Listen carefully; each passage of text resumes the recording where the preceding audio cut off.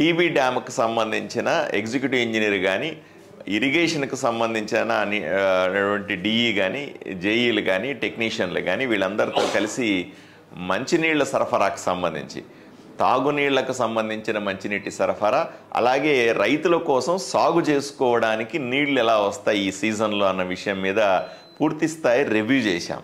TB డ్యాంలో నీళ్లు తగినంతగా వస్తూ ఉన్నాయి. వర్షాలు కూడా పెరిగే అవకాశం ఉండి మరిన్ని నీళ్లు చేరే అవకాశం ఉందనే వార్తలు మనకు వస్తున్న సందర్భంలో రేపు కానీ ఎల్లుండి కానీ ముహూర్తాన్ని దృష్టిలో పెట్టుకొని టీబీ డ్యామ్ గేట్లు ఎత్తేస్తారు.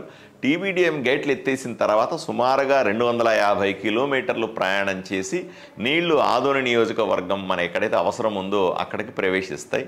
సో దీనికి 5 రోజుల సమయం పడుతుంది.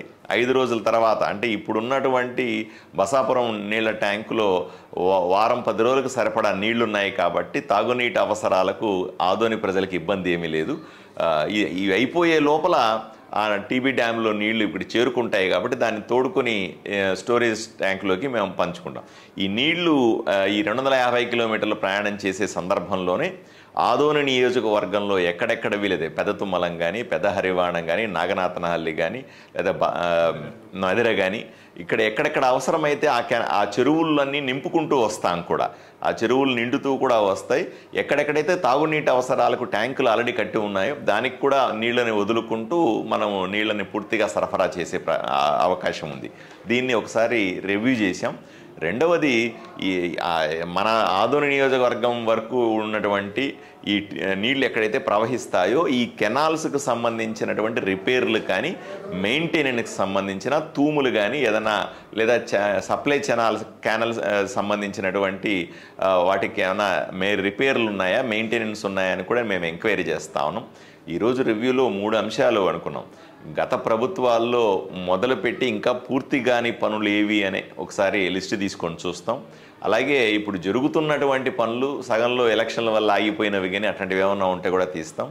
అలాగే భవిష్యత్తు అవసరాల కోసం, నీటి అవసరాల కోసం తీసుకోవాల్సిన కొత్త ప్రాజెక్టులు, ప్రపోజల్స్ గురించి కూడా మేము మళ్ళీ రివ్యూ చేద్దామని అనుకున్నాం. వీటిలన్నింటినీ డీటెయిల్స్ తీసుకోమని నేను ఆఫీసర్ని రిక్వెస్ట్ చేశాను. ఇవన్నీ కూడా తీసుకొని రైతుల తాగునీటి అవసరాలకు, ఆదోని పట్టణానికి సంబంధించిన తాగునీటి అవసరాలు, అలాగే రైతులకు సంబంధించిన సాగు చేసుకోవడానికి ఎంత ఎక్కువ నీళ్ళు ఇవ్వగలం అనే ఈ 2 అంశాల మీద కూడా పూర్తి స్థాయి ప్రయత్నం చేస్తాం. ఈ సీజన్లో ఇప్పుడు ఈ టీబీ డ్యామ్ కింద సుమారుగా 6,000 ఎకరాలకు సంబంధించిన ఆయకట్టు ఉందని చెప్తా ఉన్నారు. ఈ 6,000 ఎకరాలకు నీళ్లు ఇస్తూ ఇంకేదన్నా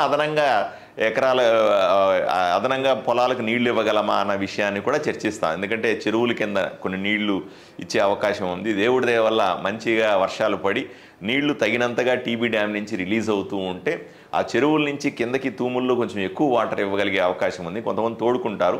ఇవన్నిటినీ కూడా జాగ్రత్తగా పరిశీలించి రైతులకు సాయం చేసే విధంగా, అలాగే ఆదోని పట్టణంలో ఎవరికి కూడా ఇప్పుడు వారానికి ఒకసారి నీళ్ళు వస్తున్నాయి, 4 రోజులకు ఒకసారి నీళ్ళు వస్తున్నాయి అనే సమస్యని తగ్గించి రోజు నీళ్లు ఇవ్వడం ఎలా అన్న దాని మీద ఈరోజు ప్రధానంగా చర్చించాం.